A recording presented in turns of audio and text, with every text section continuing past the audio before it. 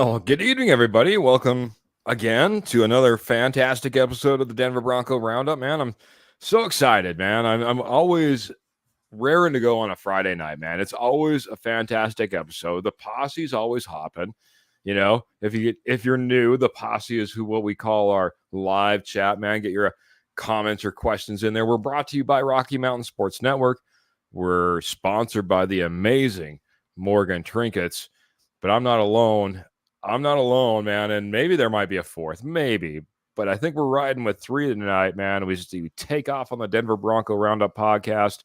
Got to say hello to our special guest, first and foremost. Sorry, Trevor, wait just a moment. As we say hello to the stepfather himself, Mr. Kenny Kirkpatrick. Welcome in, stepfather. Well, thank you, Keith. But I'm no guest. Okay, no, I'm good. We're not guests. We're family. You guys are always with us at K&K. We're here on Denver Bronco Roundup, Rocky Mountain Sports, anytime we can. And two quick shout outs. I want to give you guys props and Lance Sanderson props for Tuesday night's show. My favorite guest that you bring on by far. And starting to follow their show now. It's a Mile High Huddle over there. Love Lance, and he gave me a shout out too on Tuesday. But great times when you bring Lance on. And I want to thank Trevor, who's going to be doing his intro in a second, and you personally for letting me do an episode of Settle the Scores last night on Rocky Mountain Sports Network. Trevor and I had a blast. A lot of good interactive topics. People out there chiming in now. If you're a Rocky fan, baseball fan in general, go hang it. Go give a listen. I really enjoyed doing it with Trevor. We had a lot of fun and a lot of interactive topics for everybody. I think you'll have fun listening to it. So go check that out for sure. Yeah. And thank you again, guys. Man, thank you, Kenny. The stepfathers, there's nobody like him, man. I tell you what, he can cover just about any sport. Just give him about, 2 hours prep time. It seems like he's an expert, and he comes in here all the time talking Denver Broncos football for us. We appreciate you, Kenny, and fantastic Settle the Scores, you and Trevor last night. Great transition, but first I'll say hello to Graham that's jumping in here saying, hey, Keith, Trevor, and Kenny K over on YouTube. Appreciate you, Graham. Absolutely. Good to see Graham, man. He's a fantastic supporter. I think he's more of a Friday night guy. And I think he kind of likes Kenny as well. I always see him when Kenny's in here. No, we appreciate you, Graham, jumping in here. He is. This guy as well, Mark Caldario, coming in here saying, good evening, gentlemen. What is up? My longtime friend from grammar school and good follower of K&K. Love to see him hanging out with the Rocky Mountain Sports Network. Fellow Giant fan. So good to see you, Mark. Absolutely. Roy Osborne's coming in here saying hello to us, saying MHA rocks just as much as you guys. So, man, nice comparison. Bro. I appreciate that. Those guys put out tremendous content like Lance Sanderson over there on MHH. And, yeah, thank you again for pointing out Lance coming on here, being a fantastic guest. Guys, I'm going to get it started. Just I told you this. I wanted to talk about this just a little bit. It's just unfortunate. And unfortunate that not only it happens to someone that's a Super Bowl winner, a Hall of Famer, Ring of Famer, someone who's, as he said, built his reputation all for decades to be where it's at. But Terrell Davis and what he had to go through, what his family had to go through, is uncalled for him. It's uncalled for me. It's uncalled for Trevor, Kenny, and the entire posse. It's ugly. I hope it gets resolved. I hope that there is nothing more. I just don't know what the motivation is, and I hope the motivation is hardly anything why this all went down. I don't want it to be anything uglier than it has to be, I guess is the best way to put it. But I think it just needed to be addressed because Terrell Davis is a stand-up guy. Right away, he came out and he talked out against this. And I think it just speaks to who he is and the character that he is, and not having to go through any press agent or the like and have it all and be generalities. He pretty much called it out how he saw it from the get. Good for him. And I hope that, like I said, it just gets resolved. But anyway, That's a long way to not allow Trevor to say hello because I realize I skipped over him. Trevor, hello. How are you doing this evening, buddy? It's all right, kid. Hello, everybody. Except I'm sorry, buddy. I was all wound up on that one. I didn't even say much to say hello. I was just wondering if, like, Keith, am I going to be our producer tonight on screen, or what's going on? All good, guys. No, I'm just excited to be here tonight. Just speak in light to that Terrell Davis stuff again. It's very difficult. It shouldn't be happening, and I'm glad that he's speaking out about it because it's something that needs to end, right? And it's something that it's wrong. We all make mistakes a lot of times, but I just hope that the airlines does right by Terrell Davis, and they didn't, obviously, but by him wrongfully arresting him, and something that shouldn't have happened. And it's good that he's speaking out about it so he can help somebody else, not have to go through that situation. And just I think it's just good to speak out, when he's, someone's wrongfully accused like that, and being placed in handcuffs in front of his kids. It's just something that you never want it. As a father, you never want that to happen. And anybody wants to happen, but being a father, I'm sure, Keith, you can speak to that. Be the father yourself. You just don't like to see. You don't want your kids to have to go through that and see that. And nothing can really overdo what they did. But hopefully it's just a learning experience for everybody and all involved. And we can just be better for it. And again, we all make mistakes. It's just unfortunate it had to be right in front of Terrell Davis's kids, most importantly, and just happened for him wrongfully anyways. But just a sad situation. And I feel for Terrell Davis. I'm glad he's speaking out. Yeah.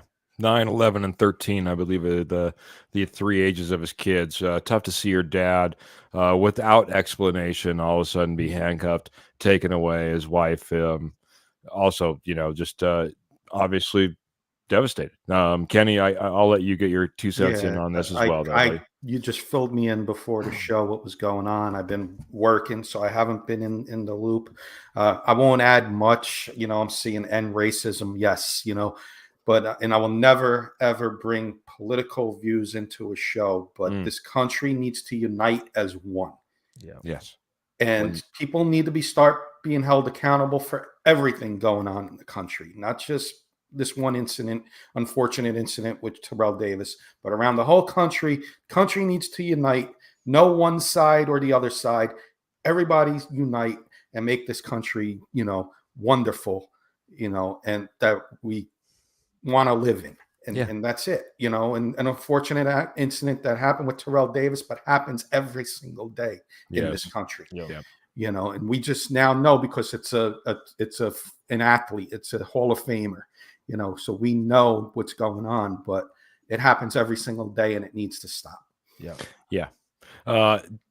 Full circle then, like I said, could be me, could be you, could be anybody in the posse. It was end up being Terrell Davis, ends up being, obviously heavily in the media because of that, but we don't need it happening to any of us. And like I said, hopefully it's nothing darker, but certainly we need to end racism regardless. And I appreciate you, Graham, coming in there and saying that as well. Got to get over to Phil over there on the Denver Bronco Roundup podcast page, coming in saying, good evening, Keith, Rocket Man, and Kenny. So who gets the next contract, and why hasn't Bowles been addressed? He's dropping stars asking this question. I'll start off with the Rocket Man since I cut him off from an introduction.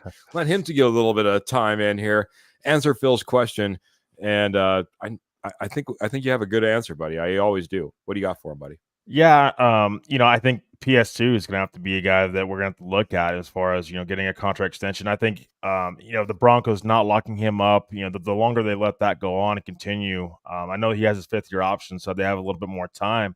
This is why we spoke on Quinn Minor and said it was important for them to lock him up as soon as possible because he was going in the final year of his deal, and then a couple of days later they ended up doing so. With PS2, though, it's a situation where if you let that play out, his market's only going to rise.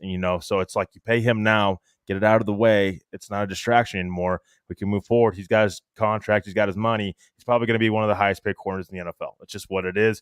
Again, I think that you're paying him not just for what he's doing now, but you're going to have to pay him for what he's going to do in the future. And PS2's future, I think, is bright. Again, Broncos are going to have to address the cornerback 2 position on the other side of him, the outside corner, the boundary corner. They're going to have to address that and get that fixed. But PS2 I think is next in line for a contract extension. As far as Garrett Bowles, I'm not sure why they're not locking him up yet. I think that they should definitely be in discussions with him, because I think having Bowles and having Quinn Myers on the offensive line will only help Bo Nix and only help your team, your football team in general. And you don't have an answer at left tackle. That's the thing we need to remember is they haven't drafted an offensive tackle in years. You know what I mean? So it's just something where, are you going to rely on Frank Crum, an undrafted guy, to come in and start? I don't think you're relying upon that. Pelchowski, we've been talking about him seems like forever, and he just hasn't been on the field. So it's just like they haven't invested into the offensive line yet, especially a tackle with Garrett Bowles, and so I don't know what the holdup is with Garrett Bowles. I hope that they do get a contract extension hammered out, but if anything would hold it up, there could be numerous things. It might be that the Broncos are eyeing somebody else. Maybe there's an upgrade out there in free agency or in the draft that they maybe want to look at down the line, and see what maybe there's better options out there before they commit to Garrett Bowles right now. That would be the only reason I could really see why Garrett Bowles isn't really locked up. But PS2 is a guy that I would definitely keep an eye out for. I think sooner rather than later he should be getting his contract extension next. Very good, man. I'll turn it back over to Kenny. Same question. I'll throw Phil's thoughts up there as well. Yeah, who gets it next, and Bowles. Why hasn't it got addressed yet, bud? Great question by Phil. I agree with Trevor on PS2, but so I'm gonna have to go a little different, and I'm gonna say it's gonna be a small contract, but a high rewarding contract. And for those who know, I've been in the posse, ranting and raving about this guy. I think breakout candidate for the Broncos this year is your weakest offensive room, is your tight end. Dulcich, always injury prone. Lucas Krull, breakout candidate. He gets the next contract, and it's going to be a cheap Bronco-friendly contract, and he will be your tight end for the next 3 to 4 years. That's the bold prediction I'm making on that. But PS2 would have been my top choice, but I'll go Lucas Krull as a surprise one there. Well, yeah. I do think, boy, who could get the first? I'm going to go with the Bulls side of things. I think that they are willing to roll the dice on Bulls. I think that Garrett Bowles, in a lot of ways, loves the opportunity that he was given to come into the NFL. He knows that it was a tough rise for him to get there. He knows that the Broncos took a chance on him. I think that he has a great support system in Denver and around him in Denver.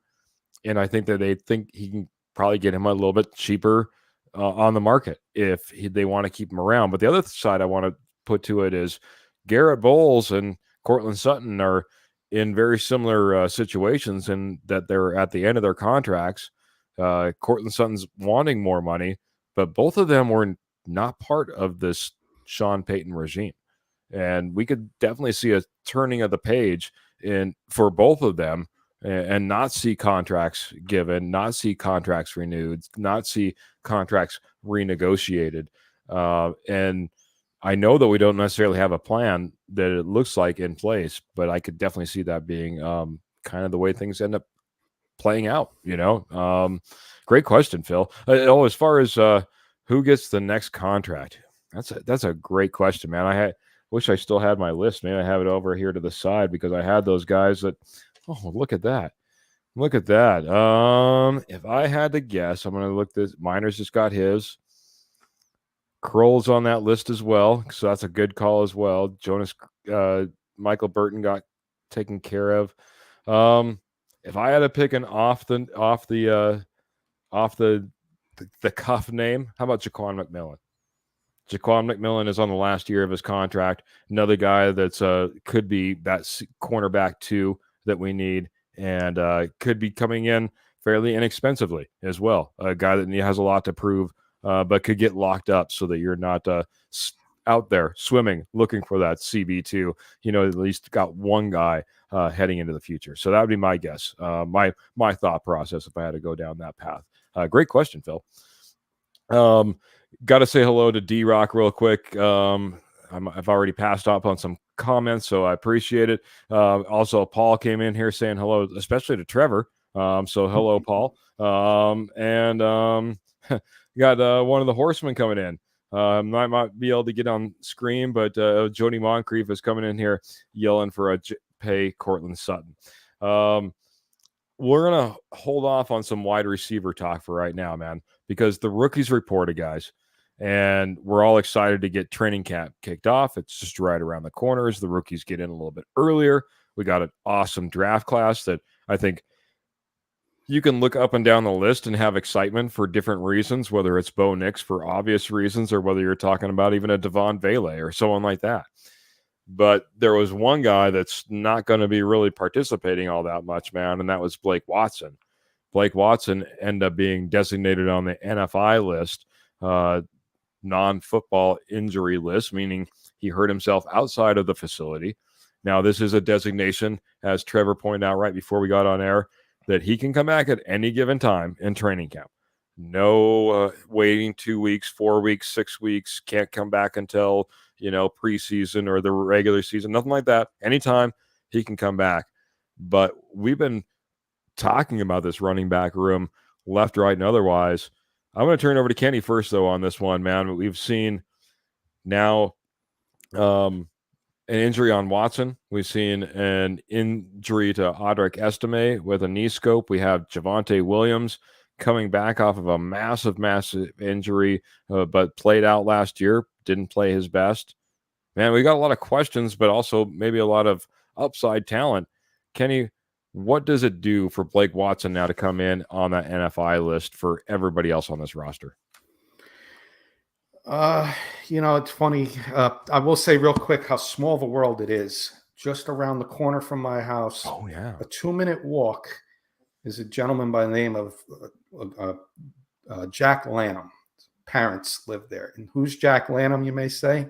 Defensive grad assistant for the University of Memphis. Blake Watson played on Memphis while Jack Lanham's still there. And Jack Lanham originally had said to me, I spoke to him personally because I know him, Broncos are getting a steal in Blake Watson. A, he couldn't believe he wasn't drafted. B, and man, did this guy give us headaches on defense in practice. C. So the running back room, if Blake Watson comes back and is ready to play, this running back room better watch, because Blake Watson could be a sneaky play for the Broncos in the near future. And that includes Audric Estime, your other rookie that you drafted. That includes McLaughlin. That includes Javonte Williams. And that includes Samaje Perine. They all need to watch out. This guy may make the roster if he is healthy enough to play and gets off that list. Just by hearing Jack. And I will try and reach out to him, and maybe we can see, maybe he'll be willing to come on before their season officially starts. Maybe he'd be willing to come on and talk a few words about Blake Watson with everybody that he shared with me. So I'd be careful if I was the other running backs, including the guy I think that's going to have a breakout year, and that's Javonte. I like it, buddy. I like it. I would love to have Javonte have that breakout year, but part of me is pulling for Blake Watson. This is a guy that I also think that he should have been drafted. Your friend is Jack is not alone. Jack is not alone in that mindset. And it'd be exciting to see this guy come in and be everything that he looked to be, at least potentially in college. Trevor, I'll turn it over to you. Oh, by the way, before we do that, just really, really, really quick, got to say hello to Michael Ronquillo, who also came in here dropping stars, saying good evening, Trevor, Keith, and Kenny. Go Broncos. 0 from Michael. It's got that 10 Knicks jersey. I like it. I like it. Even, I like it, Michael. He's been rocking that Bo Nix. He was waiting on it and waiting on it. It came in, man. It's been his background now, his image now for quite some time, man. It looks really good, as well as those orange and blue hearts, as well as those clap it up hands that he gives us. I think that didn't come about until we started bringing UK and K guys around and Kurt Valente around, and then we started getting a lot more clapping. We appreciate Michael Ronquillo coming in. We haven't done the claps in a while, so we haven't done the claps in a while. It's a season thing. It's an in-season thing. When they win, and they don't win, then we don't do it. But when Broncos win, then we clap. There you go. It's kind of like Pearl's cooking, right? You know, it correspond. Onion rings correspond with wins if you don't know that. So, appreciate all those followers who are getting all our inside jokes now.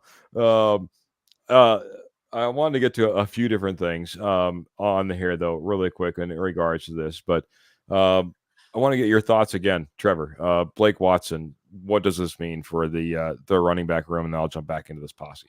Yeah, I mean, again, this is the second rookie that's went down the running back room. Now you have Estime, you have Blake Watson now. I mean, we don't know the how serious the injury is actually going to be. We'll see today. We'll see here, in a couple of days and we'll probably get some sort of news on it, how severe it is. But I think it's a little bit of a setback for both guys, trying to compete in the running back room. I mean, you're competing with Javonte Williams, Samaje Perine, Jaleel McLaughlin. So those are three veterans, and you're competing with them, and for to be in the running back room and to make this roster. So again, with Blake Watson, I think Esme will make the roster, but there's certainly no guarantee. But I think that does definitely set these guys back as far as competing going forward. We shall see if Esme is a full go at training camps. What they're saying now, I mean, it's one thing to say it, and then let's actually see it. I definitely want to be careful about his the knee injury, stuff like that. And I don't think the Broncos want to rush him back per se either. Him being a rookie, so I think it's definitely a setback in the running back room. As far as the competition wise, we might be looking at a more of a Javonte Williams, Samaje Perine, Jaleel McLaughlin competition going forward.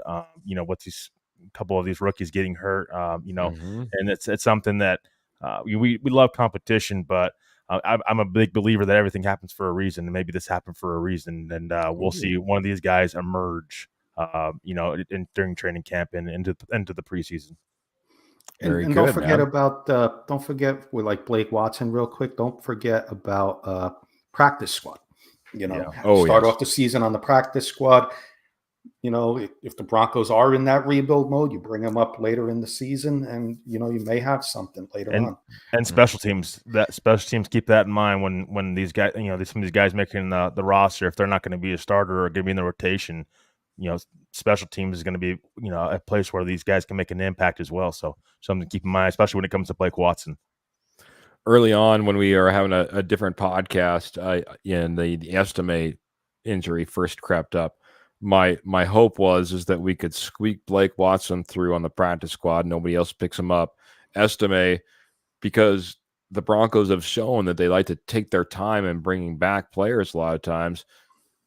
Maybe Estime starts off on the IR, and then all of a sudden you have the ability to carry 5 running backs on this roster. Now, that might be switching roles a little bit now that we're talking about there. We could see maybe Blake Watson be that guy and Estime being a guy that we need to figure out a way to keep on this roster, because I don't think he makes it through a practice squad. But nonetheless, there's lots of different ways. I like this. I love it when the posse calls each other out, because Paul's coming in here and saying Graham has some insider info.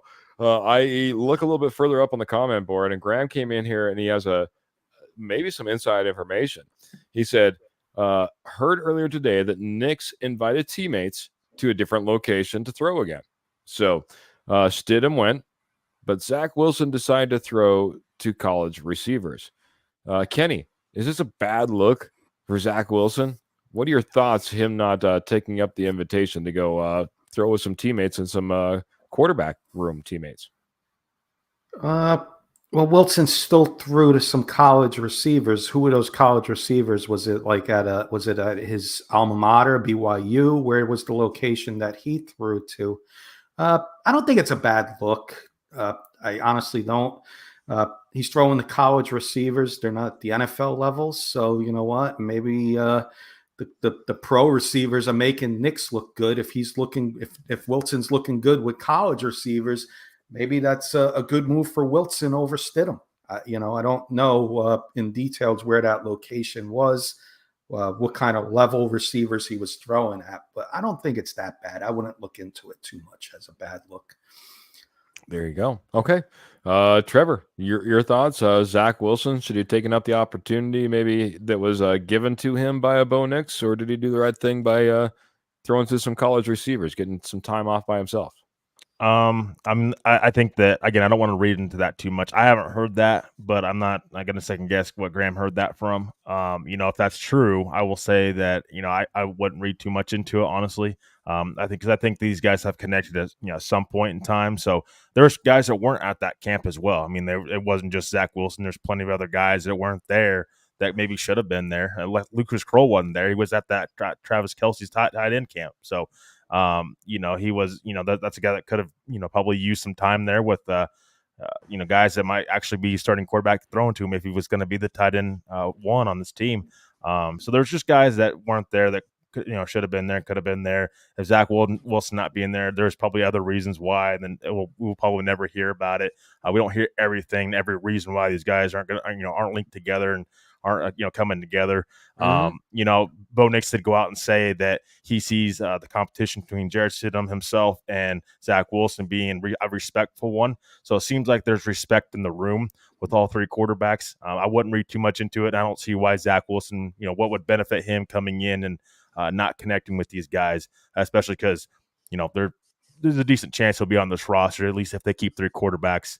Or if he beats Stidham out somehow, some way. I don't see him beating Bo Nix out, obviously, but there's no reason that that these guys can't get along just because they didn't throw together. So, but I appreciate Graham bringing that up to speed with us. But I think it's a respectful quarterback room with all three guys. Yeah, I think it's a respectful room. This is what I'll say. I'm going to go out and I'm going to positively reinforce what Zach Wilson did. How many reps is he going to get if it's across three quarterbacks? Zach Wilson probably has the most to work on. Do you want to work that out in front of your teammates, or do you want to go someplace and hopefully fix your game, learn the playbook better, and then come back and unveil yourself as a better product rather than the failures that you have to go through in order to get better? You know what I mean? You don't want to necessarily put that right out in front of your teammates and be like, oh, man, this guy again? This is the guy that I'm going to get in the rotation throwing to me? You know what I mean? It's like I'd rather work some of that stuff out away. And maybe this is his best opportunity. He gets all the reps. You know what I mean? He gets all the opportunities. He gets to do it his way. You know what I mean? And hopefully better himself the most. So I want to give a positive spin on it and give a little bit of love to Zach Wilson and what he's doing. I could understand the reasonings. I'm just going out on a limb of maybe some of the reasons why, but that might be the reason. That could be the reason. And I could see that being helpful to him and helpful to hopefully his competition. Honestly, let's face it, guys, we could use good, healthy, quality competition. We could use three quarterbacks pushing each other as hard as they possibly can. We don't want this to be a cakewalk for Bo Nix. I don't think anybody wants it to be a cakewalk for Jarrett Stidham necessarily either. That would spell bad things. You know what I mean? And it shouldn't be a cakewalk for Zach Wilson. That would probably spell even worse things, you know what I mean, in most people's eyes. So we need these guys pushing each other as hard as they possibly can to be as best as we could possibly be in this next year. And that, guys, I'll go ahead and I'll push. Actually, you know what? It's a perfect time. We're almost right there at the 30-minute mark. So I got to talk about our fantastic sponsor, our amazing sponsor, our sponsor that's spending 10 full days up at Frontier Days up in Cheyenne, Wyoming, and that's Morgan Trinkets. Morgan Trinkets is your headquarters for Southwest Jewelry, Southwest Pottery, and Estate Gold wholesale prices. So they were once they're once a nationwide company, and they have over 33 years experience. Now they concentrate just on that northern Colorado, southern Wyoming area. Like I said, 10 full days out there at Cheyenne Frontier Days. You guys got to check them out. They have a fantastic catalog of product online over at Morgan Trinkets at Facebook. They do all their transaction on Facebook by PayPal, and any order over $50 is shipped absolutely free. But if you don't see what you like, just message our fantastic sponsor, Pearl. She'll let you know what she has, find you something perfect. And I'm telling you, they have a huge showing if you get up there to Frontier Days. You got to go check them out. When you do check them out on site, all major credit cards are accepted as well. So last thing I'll say, guys, if you like silver, they have all sterling silver starting at $10, going all the way up to $2,000. Check out Morgan Trinkets. I'll drop the link in here in just a moment. But you guys have been fantastic in, well, supporting, liking, purchasing, loving what you've gotten from Morgan Trinkets. Again, all your Southwest jewelry, pottery, and estate gold at wholesale prices. Check them out today. Guys, I want to flip over quickly to, what this means as these rookies are starting to report, and what that means to go from the college to the pros, and what that's like walking in through those NFL doors and the expectations of an NFL offense and or defense. What are your thoughts? The adaptation that it takes. Trevor, I'll start off with you. I think I've started off with Kenny last time, so I'll start off with you, Trevor. What are these guys walking into, especially as they're reporting this week, and starting to really get, acquainted, I guess you could say, and they'll get really acquainted here in a little bit more. Yeah, I mean, they're walking into, the best of the best, and these guys are coming from all different programs, all different schools. The level of competition is a lot higher, a lot more is at stake for these guys. There's a transition definitely from the college game to the pro game. They're going to have to take care of their bodies as well. They're going to have to kind of learn how to take care of their bodies even more so. You thought they had to take care of their bodies in high school and college and stuff like that. It's even more so now. Season's a lot longer. There's a lot more wear and tear on your body being in the NFL game and being in the pros, so there's multiple different ways where, the transition from the college game into the pro game is huge for a lot of different players. And, it's just go time. It's ready to get to work. You had your break. It's, hope you enjoyed it, but now it's, you're around these teammates. For most of these guys, I mean, not counting the guys that are cut, but most of these players, you're around for, 4, 5, 6 months, plus. So, you're really going to have to connect with them. And it's important, I think, to get off to the right track with a lot of these guys and build relationships throughout the season as you will. And just be ready to rock and roll with this family, the football family that you have, because a lot of these players are going to be, be in the room and be around these guys for more than they are around their own families. So, it's important to take care of your body, but it's also important to keep, your mental health good and, continue to be strong and push through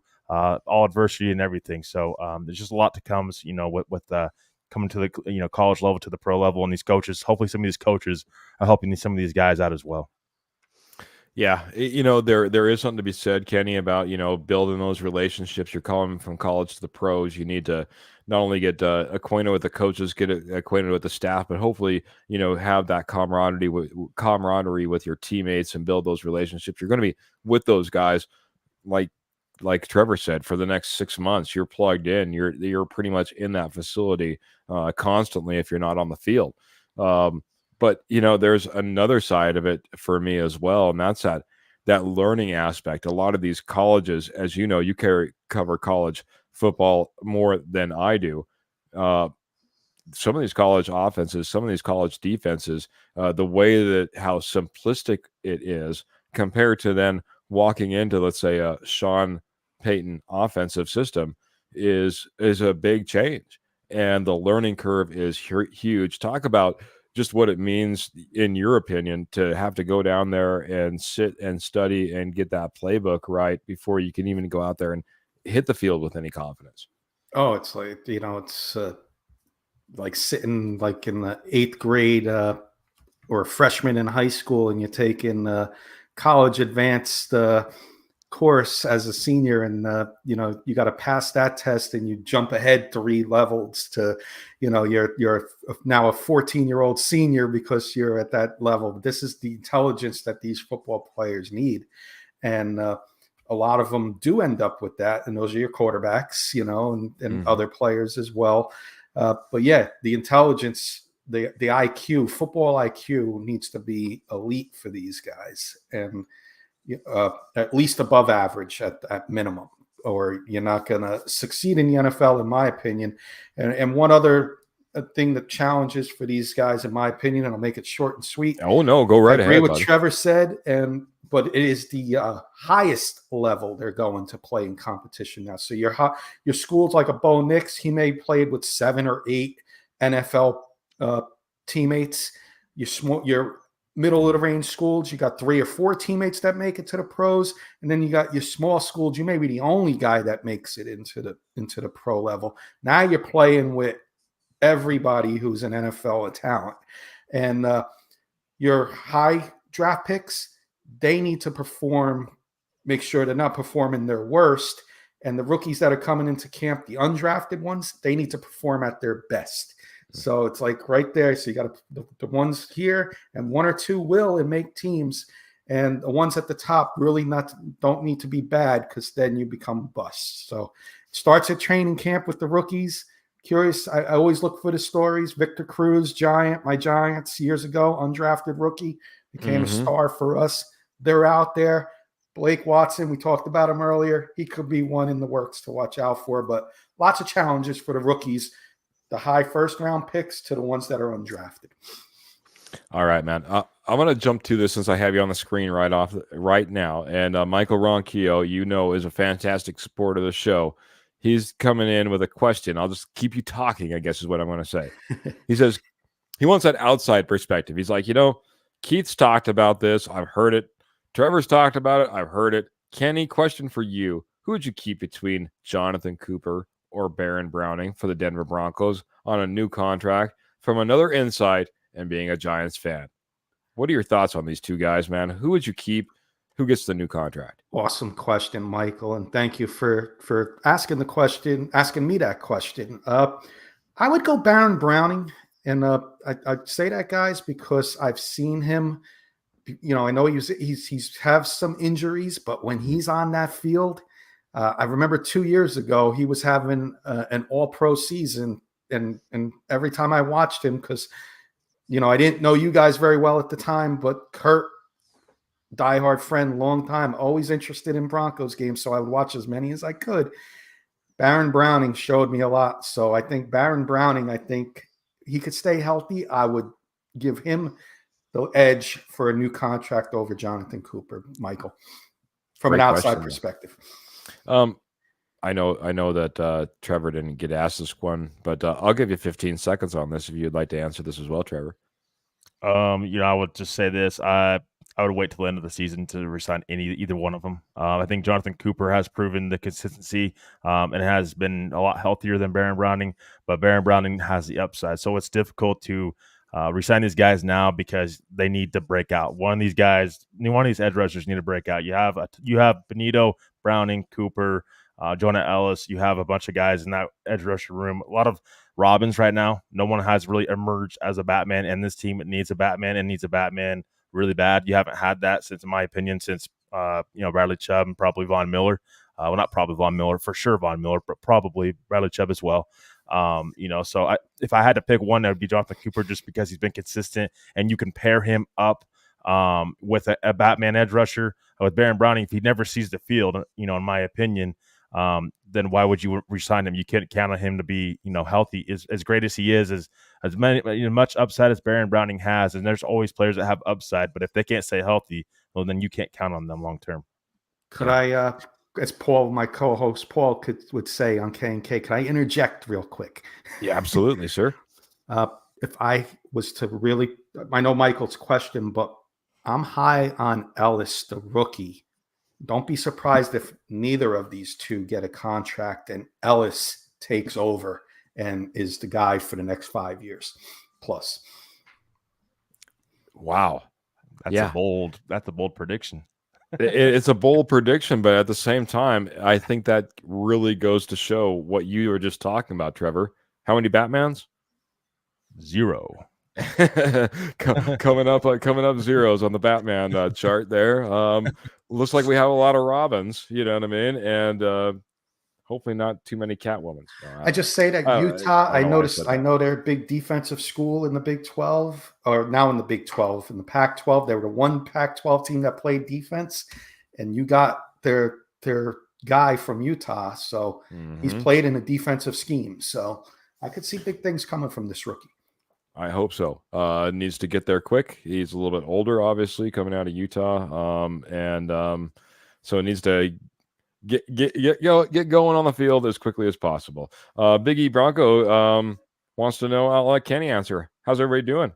Doing good, Bronco. Thank you for chiming in yesterday for a couple seconds with us, even though you're not a baseball fan. So we're giving you some football tonight. So hope you're doing well too, Biggie Bronco.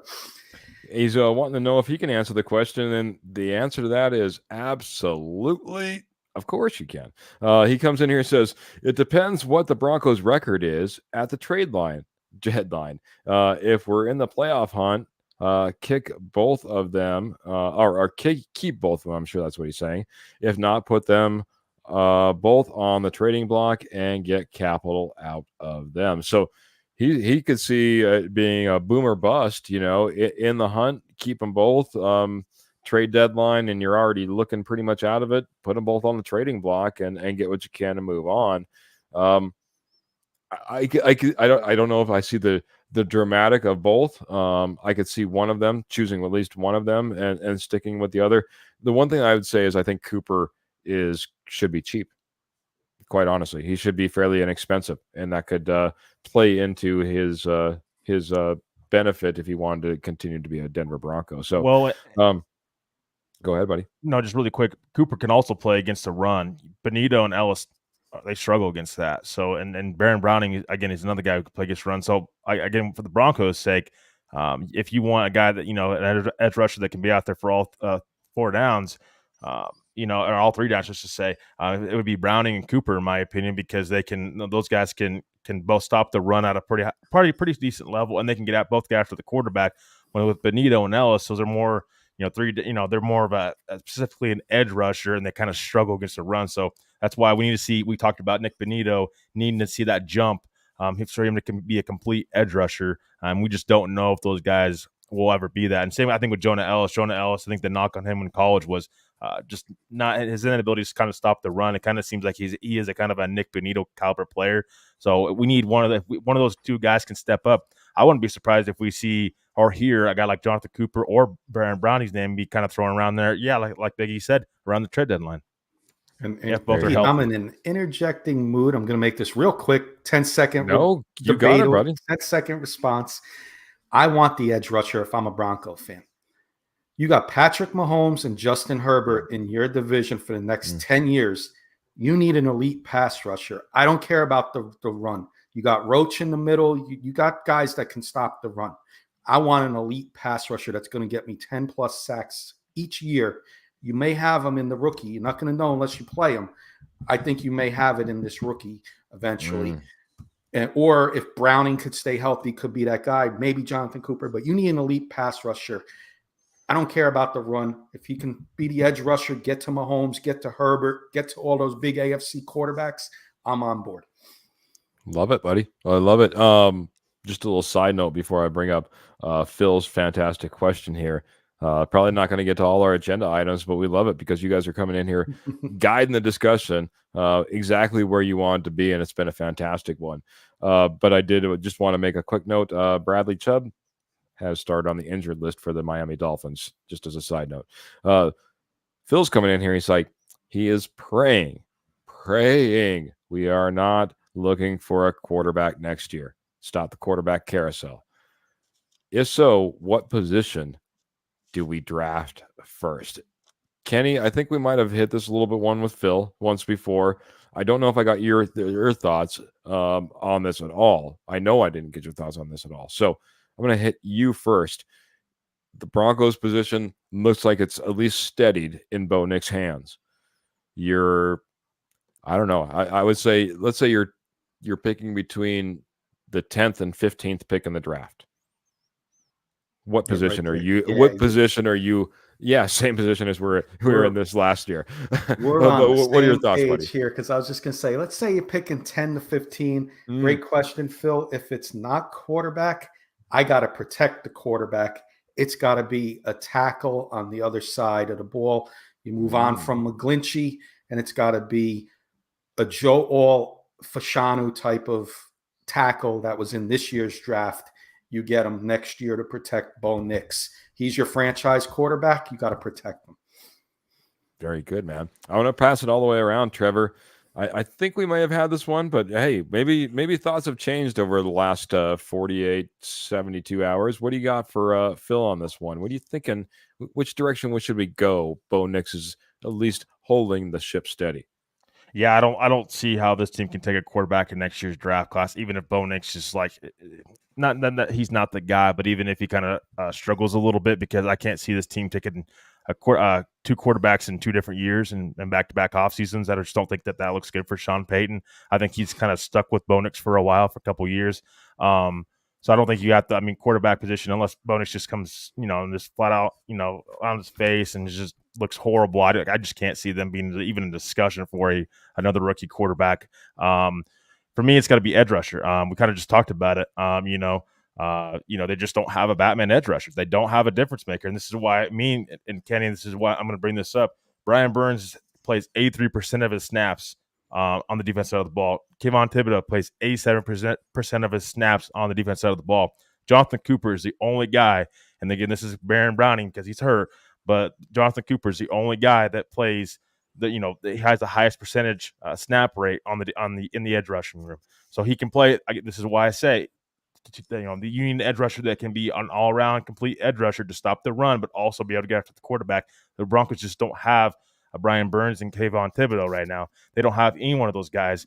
A guy that is not so bad that he can't be on the field to stop the run, and a guy that can just get after the quarterback. The Broncos don't have that right now. And your Giants, I know that they just got Brian Burns this offseason. They have 2 of those guys, 2 guys that have to play a high amount of snaps, can stop the run, good enough against the run, and in coverage, and can also get after the quarterback at elite level. Denver just hasn't had that, and they haven't had that since Von Miller and/or Bradley Chubb. All right. I'll go back to my same answer, man. I agree with Kenny. You need to help Bo Nix out. And right now, I got a Cortland Sutton that may or may not play for this team. Certainly doesn't seem all that happy. I'm not 100% happy. And he's your best quality number 1 receiver. After that, you're hoping for Marvin Mims. You're hoping for Troy Franklin. You're hoping for Brandon Johnson. You're hoping for Jalen Virgil. You're hoping for little Jordan Humphreys. I mean, you're hoping. Go out and get yourself a Marvin Harrison Jr. type of wide receiver. There's a guy that was drafted by the Giants, Kenny. Yes, this year. Mr. Malik Neighbors should help out his quarterback quite a bit. Whoever that quarterback is, go out and get yourself a wide receiver that this guy can throw through. A legit number 1 that under a great contract as well, when wide receiver contracts are going crazy right now. Go get your wide receiver. That would be my choice. Phil, I don't know how you're feeling about that. I'd love to hear your answer. What's Phil's answer? I don't know if we've ever had Phil's answer. And then my response to both of you guys. Yes, sir. And the posse, are you happy with Mike McGlinchey? Just a quick yes or no. Trevor. No. Then it has to be offensive tackle if the top tackles are on that board. Over edge rusher, who you can get in the second round, you can still get good talent in the second round. Your talent for offensive tackle is going to drop into the second round, and you're not going to have that guy to protect Nix. I think you really need the guy to protect Nix if you're not happy with McGlinchey. I just go ahead. Go ahead. No, go ahead. You take 30 seconds here, buddy. No, I was just going to say really quick. Mike McGlinchey is just going to be hard for them to move off of him. Even if we don't like his play up to this point, I still want to give Mike McGlinchey another season under this offense to perform before I just, I think we need to get a new right tackle. And the Broncos also added void years to his contract this offseason, so it makes it even harder to move off of him. They did it to Ben Powers as well, Zach Allen as well. So I just can't see them moving off of McGlinchey right now. If they move off of Bowles, I just don't know that they want to put a rookie left tackle with your second-year quarterback in Bo Nix, because there is a transition. We've seen it with Garrett Bowles when he came out. There was a transition, and you had to have the right coach in place for him to get to this place where he's at right now. A top 12, top 15 left tackle, in my opinion. So I just don't know that Denver wants to go in that direction, getting a rookie left tackle in place. I think if you move off of Bowles, I almost think you need to bring in and maybe that's one of their big signings. You invest into the offensive line again, and you go after a left tackle in free agency. That's why I wonder that they may go in that direction. Sean Payton's not – we've seen it. He's not shy about spending money on the offensive line. I know Cushenberry this year he left, but I think he had Forsythe in place, and he already had that kind of in the back of his mind, have Alex Forsythe in place that can take over for Cushenberry. you don't have anybody at left tackle that can be your starting left tackle if Bull's out the door. So I could see a guy like Sean Payton and George Payton, those guys investing into the offensive line and going after left tackle in free agency, in my opinion, spending that big money, securing the left tackle position for Bo Nix. That's fair enough. And everybody evaluate the Chargers because they have two young ones. They drafted Joe Alt and they got Rashawn Slater on the other side, who was also a first-round pick the year before. And they're blocking for the franchise quarterback, Justin Herbert. So let's just evaluate them this year, and then maybe we'll answer this question at the season's end. And we'll see if we change our minds, all joking aside. Because if McGlinchey pans out, I'm going to change my mind to edge. And if McGlinchey fails again this year and Nix is getting killed, maybe Trevor will change his mind to offensive line. We'll see. There you go. Kenny's like, we're gonna want. I like it. Kenny's like, we'll see how much you are pining for some offensive line help at the end of the year. No, believe me, the Giants were historically bad last year, so I know offensive line when I think you need it. I got to get to the posse, man. Big E Bronco says next year's draft class on defense is got a lot of good players coming out, especially on the defensive line and the edge. Also chimes in. He says, I don't think they take quarterback and back-to-back, drafts either. If anything else, they signed Dak Prescott in free agency. If they need to go that quarterback route, you might just wake Kurt up and get him on the show if you keep talking about like that, Big E Bronco. That being said, there was one other one I wanted to get to, and I just wanted to make sure. I saw that. Phil McLaughlin answering the question that I asked, where does he want to go? Kind of like Big E Bronco was talking about, also on the same track as Trevor. Big E Bronco was alluding to his defensive line and edge. Phil McLaughlin, his answer where he'd want to go in the first round is also on the edge. So, it's okay. Me and maybe you guys will see how our wide receivers look this year, and you'll be pining for one as well. No, I hope that's not the case. But honestly, guys, I think that's a place that we could see some upgrades as well. But I understand where everyone's talking about as far as edge is concerned. It would be nice to have something solidified, to have that true Batman out there, to have that Von Miller-esque type of guy. Paul's coming in here, and I appreciate this. Paul's coming in on YouTube, said, you guys are the most positive Broncos pod. I think too many people are bashing the Broncos. Maybe that's something that we can kind of end with, because one thing that we wanted to get with was, there's a lot. Maybe I'll come out with one. A lot of rankings and power rankings, and Fan Duel came out with a power ranking. Kenny, I know the Broncos aren't the creme de la creme. They're not sitting at the top as they once have. We have certainly seen our struggles, and I know that you have seen struggles as a Giants fan as well as of late. But they ranked us 32nd. The 32nd team in the NFL. By the way, guys, if you're not keeping track, I know there's a lot of changes, games, 17 games and 3 preseasons and only 1 bye week and all those different things. There's only still 32 teams. That puts us dead last, just to keep everyone up to speed. Kenny, are we dead last? Are we the worst team out there? I really don't think you are. As much as I'm like the one lone person, I want to be wrong about Bo Nix, I still don't think you're the worst team. I think there's still a lot of talent.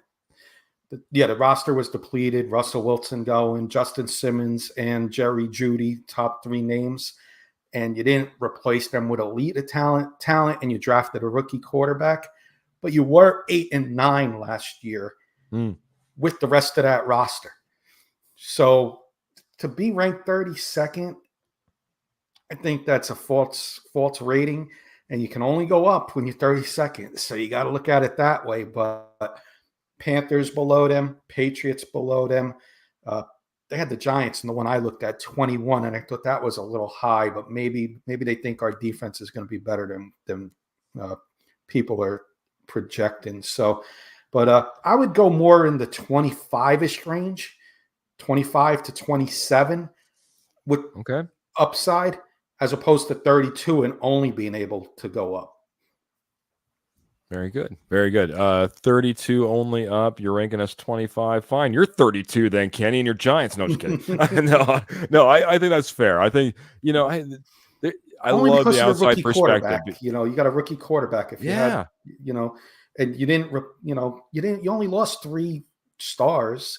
I say stars, but, 3 guys that are, stars in the NFL. I won't say all pros, but you lost 3 stars and you didn't really replace them. But that's not worthy of dropping all the way to 32. Russell Wilson, Justin Simmons, and Jerry Jeudy is not the best in the NFL to drop you down to 32. I'm sorry, they're not.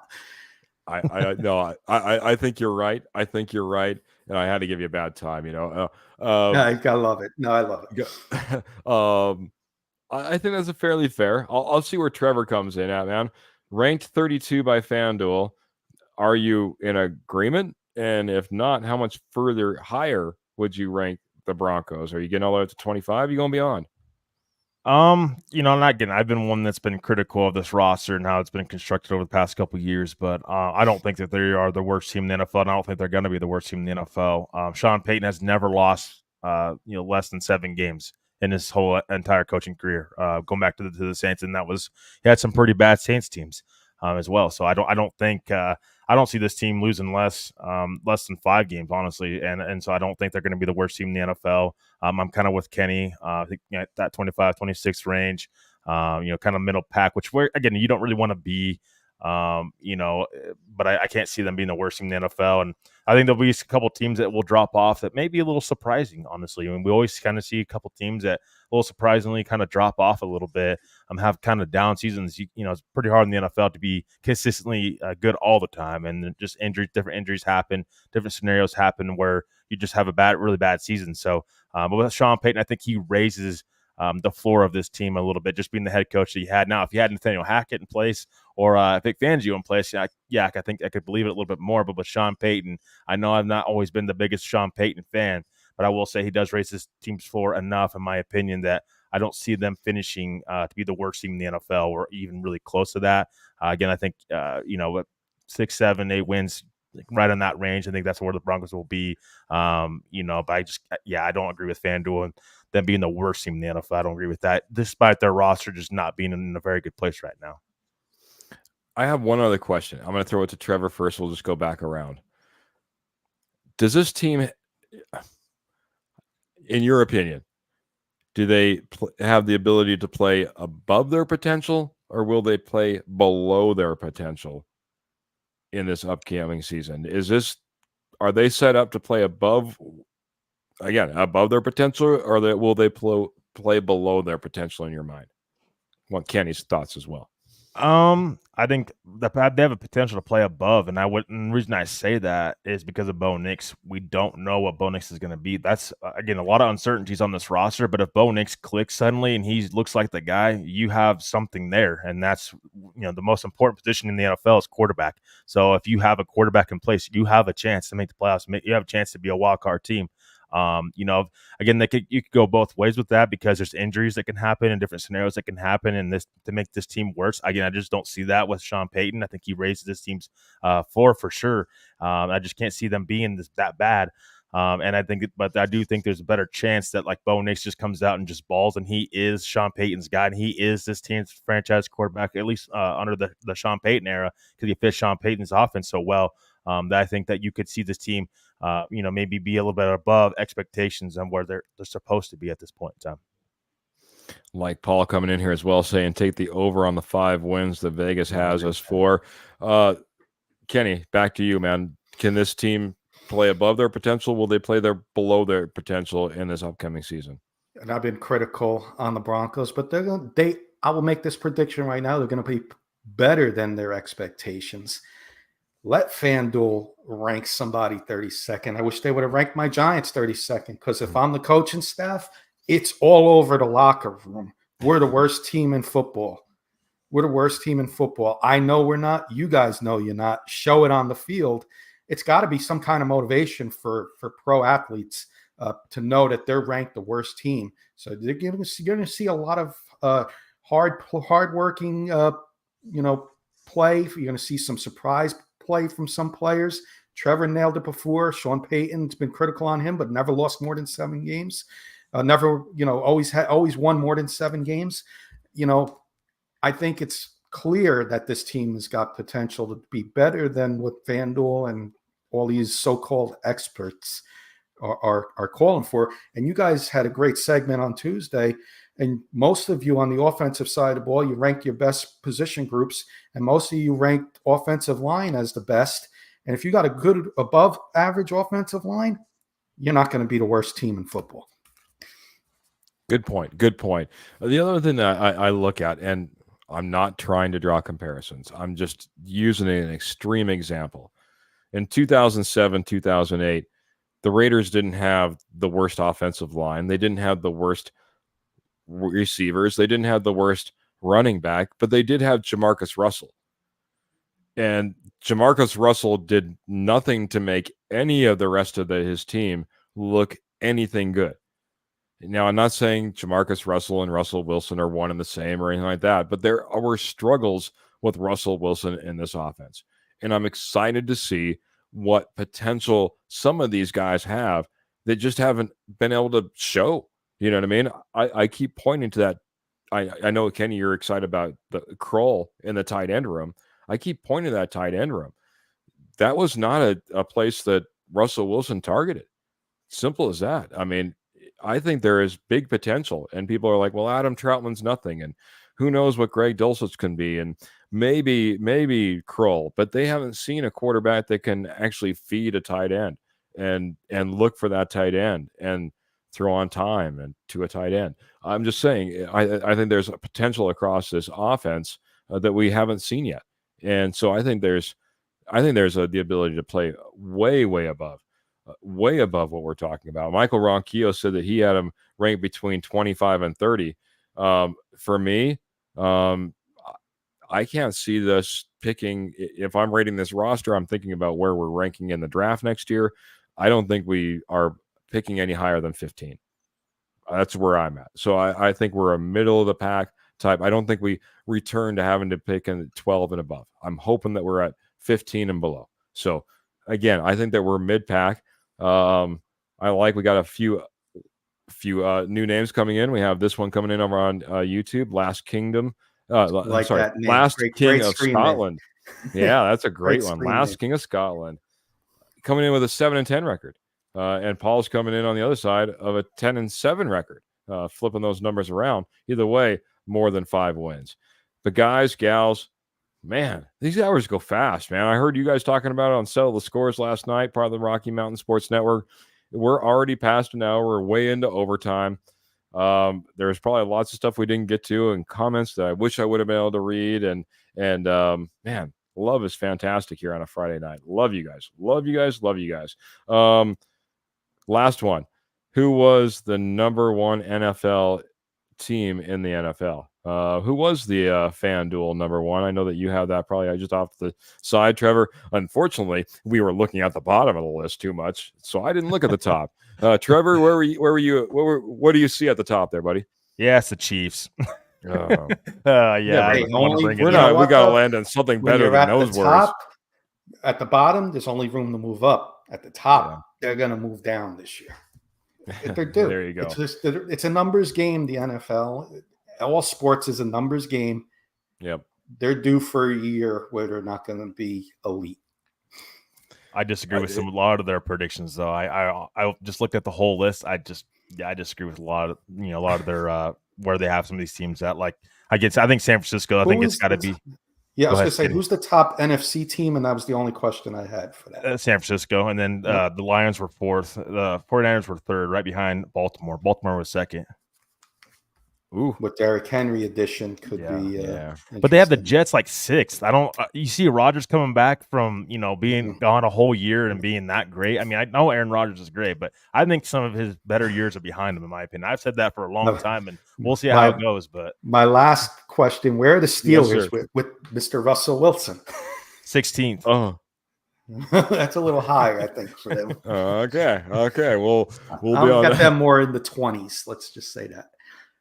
We'll all be on a former player watch, we'll be on Josie Jewell watch and Jerry Jeudy watch and Russell Wilson and watch. Saquon Barkley for us Giant fans. Yes, absolutely. But I'll tell you what, as Biggie is coming in here, reminding me, hit that thumbs up. Appreciate you guys and gals that have come in here, supportive the show.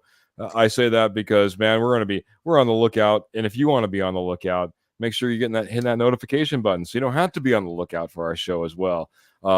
Like, share, subscribe, Facebook, YouTube.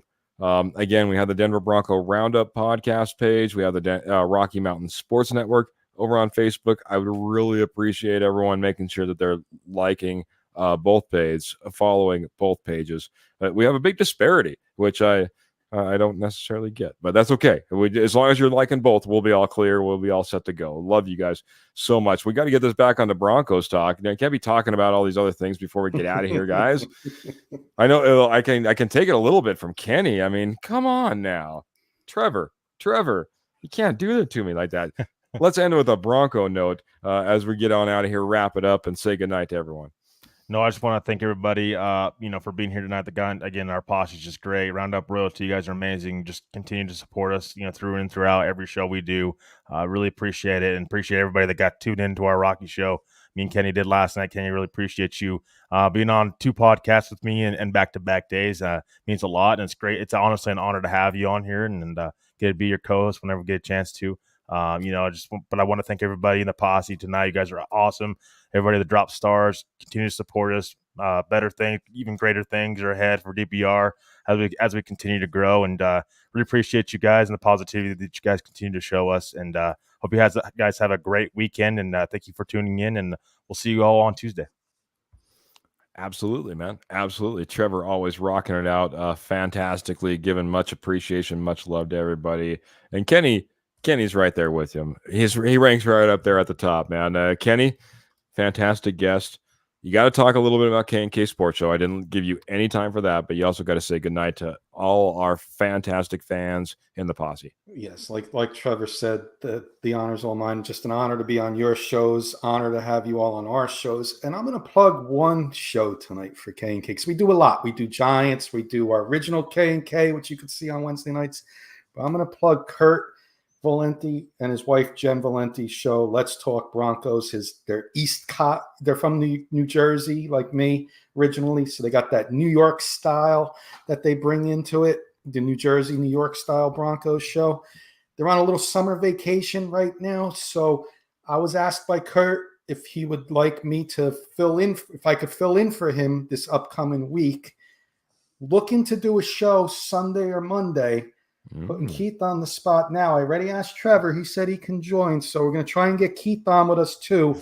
We'll make a notification when we can do the show, whether it's Sunday night or Monday night. And hopefully Keith can join us too. But we're going to do a Broncos show for Roy. I know Roy is always out there listening. Michael, Miss Pearl, and the rest of the posse. Come hang out with us. And we'll do a Broncos show for you guys as well, either Sunday or Monday night leading into next week. Man. Just keeps coming at you, man. I'm telling you what, the K&K Sports Show, man, they put out fantastic content. It's always something new. There could be a new show. It could just be fantastic new content on the many, many shows that you need to go over there and check out. Again, the K&K Sports Shows, our brethren on the other side of the United States, our cousins on the East Coast. We love you guys so much, man. Much like we love the posse, man. I do got to give some shout outs to Phil. I got to give it some shout outs to Michael Ronquillo, who were able to drop stars tonight. We appreciate you. I just want to say thank you for that. But everybody that came in, what a fantastic night. Dan, I didn't even hardly say your name, but I threw your comment up there a few times. Thanks for jumping in here. Roy was in here, and Biggie, Bronco, and just everybody. We even had one of the horsemen in here, Jody Moncrief. Like I said, Phil and Michael that were in here. Graham, thank you for always coming in here and let's give a shout out to King of Scotland. He's a new listener that I love that screen name. King of Scotland. Thank you as well for sure. And everybody else who's not on. Mr. Dutchy's not here tonight. He's the one I should have took it. You invited me on. I should have took Albert's Place and wrote the names down. So if anybody's to blame for not being mentioned tonight, blame Kenny. Yeah, blame Kenny, the guest. D-Rock, we appreciate you. Paul, thanks for jumping in here. Mark Calderio, just to name a few, man. You guys just keep growing. Pretty soon, this list is going to be so long, we can't do it. It'll be like just gonna have to do a show listing everybody's names. Exactly. It'd be like it's like going to high school graduation. We appreciate you guys. Thank you guys so much. Again, Denver Bronco Roundup every Friday, every Tuesday, 7:15 Mountain Standard Time. Not sure why I said Friday then Tuesday, but every Tuesday, every Friday, 7:15 Mountain Standard Time. We're part of the Rocky Mountain Sports Network. Again, check out Rocky Mountain Sports Network on Facebook, on their own website, RockyMountainSN.com, over on YouTube. Check out the amazing, fantastic Morgan Trinkets for all your Southwest Jewelry, State Gold at wholesale, Southwest Jewelry, pottery, and estate gold at wholesale prices. And man, until next time, I guess we got to get out of here. It's already past an hour. You guys have stayed too long because you guys are too good, and we'll stick around for you. But we'll see you guys next time. We're going to get out here. Keep your feet in the stirrups. Keep your guns in your holsters. Keep the Broncos in your heart. We'll see you next time. We're out of here. Have a good night, everyone.